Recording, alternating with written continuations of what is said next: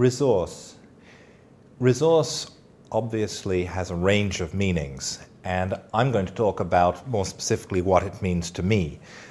When I hear the word resource, because of the industry that I operate in, I think about natural resources, and I tend to think about non-renewable natural resources. Our businesses look at oil exploration and production, and also exploration and production of minerals.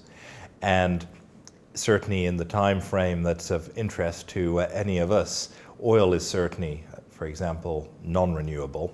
Given a couple hundred million years, perhaps you could argue otherwise. Oil is a resource in that it is a commodity, in fact, in the case of oil, a physical substance, which is important to our civilization, to our economy. We use it as a source of energy. There's been a lot of discussion over, in fact, the last 30 years over the availability of oil and how long this particular resource will still be available to us, given the rates of usage, given the growing economies, etc. And my opinion on that is that oil is definitely finite, but that we have not come anywhere near to exploiting the majority of the available oil.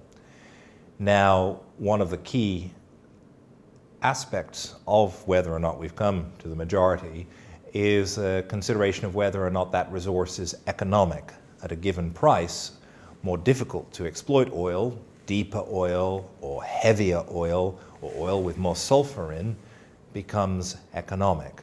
But I feel that in our current economy, with the current rates of growth, etc., there is sufficient oil available, and that as prices rise, oil from tar sands in Canada, from the deep North Sea, etc., will come onto the market. That's not to say that we shouldn't be looking for alternatives to oil. Oil obviously has negative impacts in terms of carbon emissions, etc. As far as the availability of oil as a resource goes, I believe there is sufficient around to meet our needs for the foreseeable future, by which I mean the next 50 to 100 years.